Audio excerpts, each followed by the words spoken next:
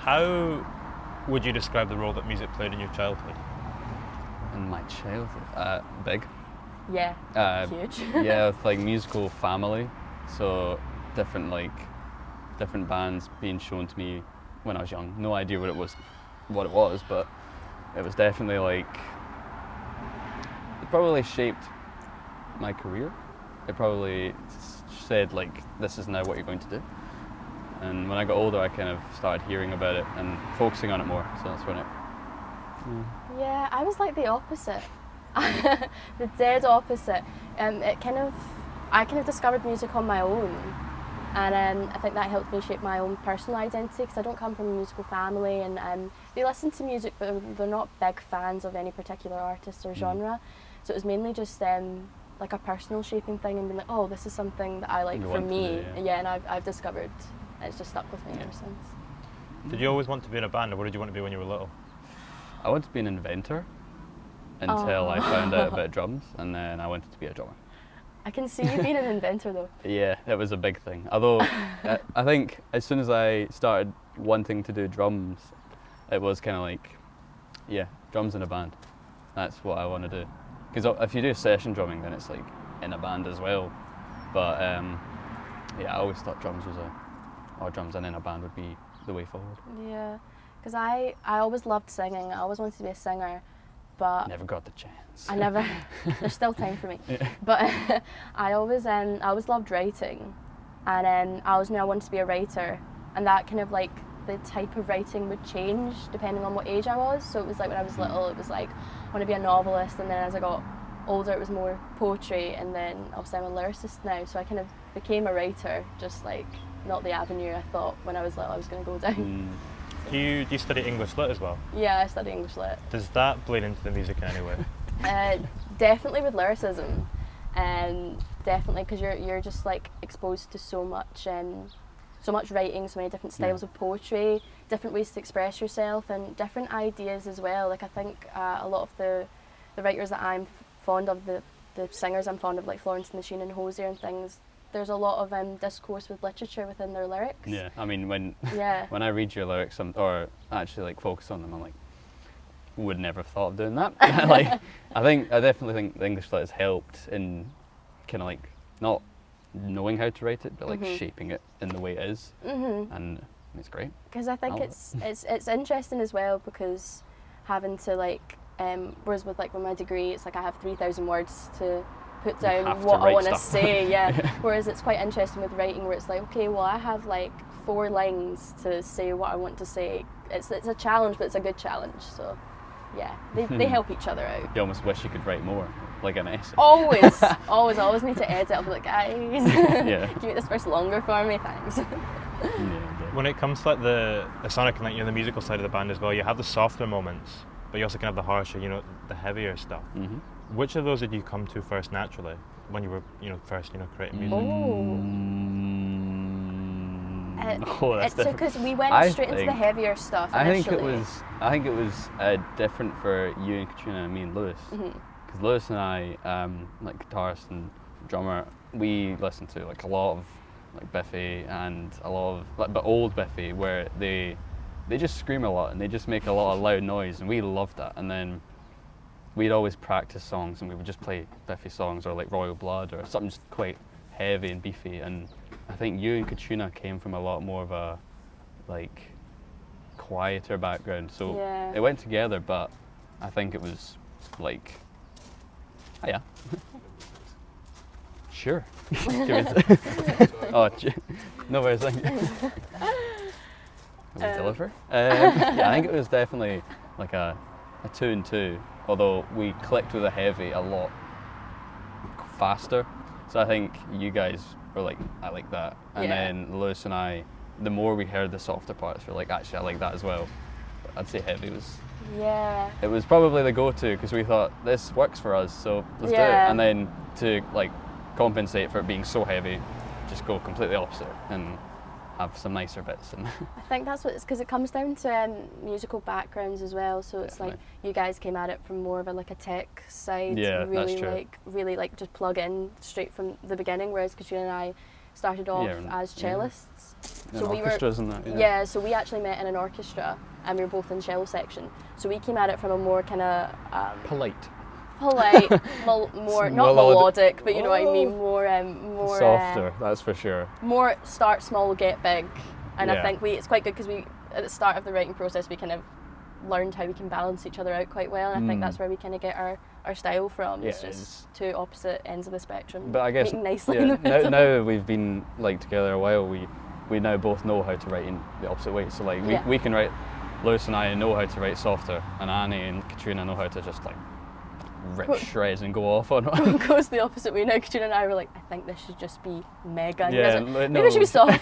Should tone it down a wee bit. But, yeah. Do you remember the first song that you wrote that kind of managed to strike that balance? You know, really satisfying for Oh you? yeah, definitely. Breathe. It's Breathe, our first single. Yeah. I feel like we beat a dead horse sometimes with Breathe.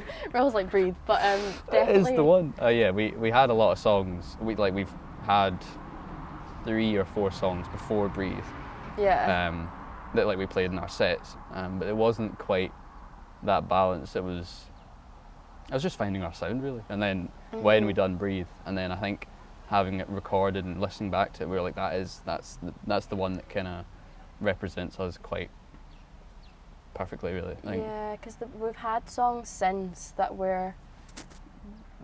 Breathe will always have a little special place in our hearts because it's the debut single, and it was the first song that you said like it established our sound in a way. But we've got ones that we've written recently that were just like, yeah, this is everything that we were going for with that first track, and just like more now that we're more confident and we have more faith in it, like it works, and we know it sounds good to us, and we know it will respond well with other people.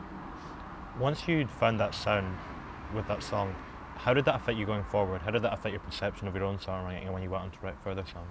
I think I was always worried that I didn't want to be like a formatic band where we have a formula. We do this every single time and then ends this way, because that sometimes can be quite dangerous, and you can like lose a lot of, I guess, audience really fast if it's all just the same. Yeah. But I believe Breathe gave us quite a good almost starting point of what works, and then almost every song after that was like we changed it completely so it didn't sound anything like Breathe, but there's always that kind of bit that was Breathe-esque in it, and we do try and obviously new things all the time, and we have more songs which are like a bit different, and because it's quite dangerous to stay in the one track. I think I think as well, because we kind of, that was the first time I think we'd ever pushed ourselves individually to do something, so I think Breathe was the first time I was ever like, so obviously when you're in a bigger band as a singer, you always think you just need to be as loud as the band, if not louder, and I think it was the first time where I was like, oh, I can do both. That's appropriate, and like definitely. You're just screaming as much. Yeah, and Katrina does quite a lot of chordal work on bass and Breathe. It was just like, and then Lewis we have an extended solo in Breathe as well. So it was just kind of like, it was the first time we were like, we can really have fun with our individual parts. It's because even though we write so collaboratively together, we always take control of our own instruments first, and that was good because it was like all went and did our own thing and kind of pushed our own boundaries with that song for the age that we wrote it at, and then brought it all together, and it worked really harmoniously. I think also Breathe was very strange because the parts were made almost not really together. It was a kind of thing where I think Katrina came in, showed us this part, and Lewis had another part on just like in his back pocket, and then we just put them together and it worked. And I was like had a drum part, and Annie has like lyrics written out, so it kind of beautiful Frankenstein in it just kind of merged together without us needing to change that much of it. I guess we like switched things here or there, fine tuning, but it was like everyone's single instrument just fit and it worked. Yeah, we went with it. It was definitely like okay, this is how we write. This is good. And that's how it has kind of been the rest of it. I mean, it sounds like that song as well, that you push things in a lot of different directions, and you kind of test to see how far you could go with it. Yeah. What do you feel like is the furthest that you pushed your sound to date? We're still even over lockdown, still trying to push, like, because obviously live gigs aren't a thing. just getting more into the kind of tech side of it, and thinking about, okay, well, because obviously like all of the stuff we wrote or demoed during lockdown was all tech wise, and it's kind of like being like, oh, how can we do this live eventually when gigs are a thing? So just like different sounds. I guess we, like, having been older, we now have access to like digital softwares and that, so we can experiment with synths, I guess.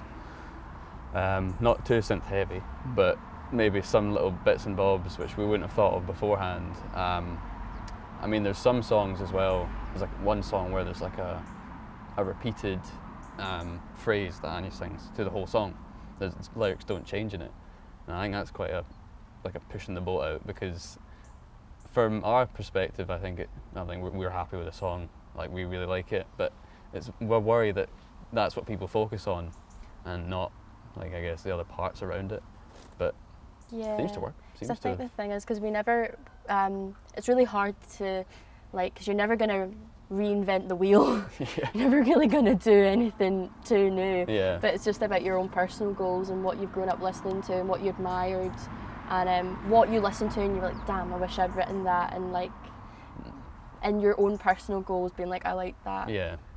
What can I do? What can I do that's slightly new that made me go, oh God, I wish I'd written that kind of thing. What one song then, if you could have written any other song?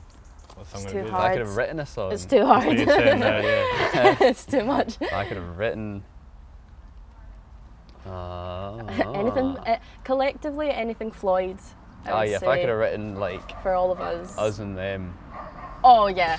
If I could have coordinated that massive chorus, I think I could die happy. Or like, I could have done. There must be a song. It changes with every. I think every mood. yeah, definitely. I think. Yeah, definitely. Just like End of the Affair by Ben Howard. We're also collectively, because we all have our own individual. Pleasure. Yeah, we all have our own. I'm not guilty about that. We all have our own like individual interests, like musically, obviously. But there are some like touchstones for all of us. So we all really like Pink Floyd. We all really like Ben Howard. Florence. Yeah, I really Florence, like Florence, and like different. Katrina and I really like Phoebe Bridgers. So it's like. Any kind of song written by them. That would be nice. Anything. That would be quite nice, yeah. Every album that was dropped during lockdown, I was like, God's sake. Yeah. Which of your own songs would you say you're proudest of that you've written? Are we really going to say Breathe? I'm prouder of other ones. I think in a personal, what ones would you say you're happiest with drums on then? With drums, the one nature of it, which we play at the start of our sets, which is like it's got an instrumental build up, a little solo with Lewis as well, and then a little, it's pretty big. And then Annie like walks on. It's pretty much halfway in the song, but it kind of starts the full band show, and that song, I think I'm really proud of that, because we worked on it quite a lot, and then we recorded it ourselves, and then that enabled us to fine tune things even more, and so I'm really proud of that one. Nature of it. Yeah, definitely. I think like we're obviously proud of everyone as an entire song or entire. Yeah. If we're not proud of it, we usually don't play it. Yeah. So we're obviously proud of everyone as each one is like an entire construction. But I think for me, the nature of it has a special place in our hearts. Yeah. For just now, I'm sure it always will, but right now, and I have like a kind of vocal bit at the end, kind of solo that I'm really proud of, and just because it's pushing the boundaries to what you can do with your instrument. And anything that anything I'm scared to do on stage, and then I come off and I did it, I'm always really happy with. So there's also a high note and ascending set of high notes and a song called Hearts We Encounter. And every time before going on, you have a fit about it. Like I'm in the toilet and I'm doing like whistle notes and stuff. Yeah, I know. There was a time when we were, we were playing the Classic Grand show, and like we were in our green room, and Annie was just singing away in the toilet, worrying her socks off about it, and it comes off like, that was probably the best show we've ever done. And I was like, yeah, don't need to worry about it. Yeah, so anything, any song, I think the proudest I am is any song that I'm terrified to go on and do. Yeah. Is always like the biggest payoff, because you're obviously so scared that you're going to mess it up. Yeah. Do you think there are differences then in what makes a song like successful for you compared to the listener? Yeah.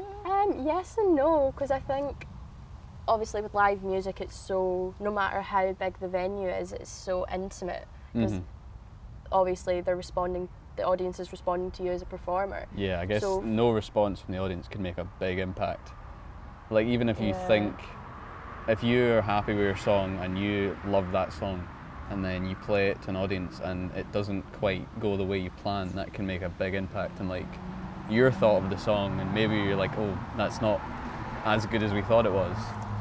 But it can also, I would say that definitely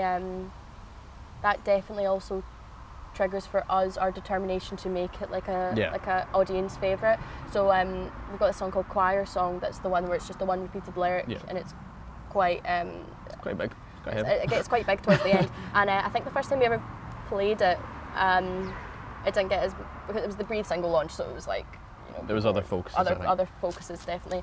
And then we were like, I think we should probably start, and now we close on it, and everyone gets excited for it. I think we stuck it like slap bang in the centre or something of the set, and I feel like that there's some stuff you can do in order of placement of songs in your set to make them more, obviously like first and the last songs the audience always remembers the most, and I think we thought that could be a closing song rather, and then when we put it as a closing song, it got such better reactions and everything. And yeah, I just think definitely like if an audience see that you are really into this song, and then I think they're always going to pick up on your they're always going to pick up on your attitude towards what you're playing if you're really into it. And I think that just tells a million words. Yeah, it can. Definitely. It really can. Yeah. Thank you very much. Cheers. Oh, great. No,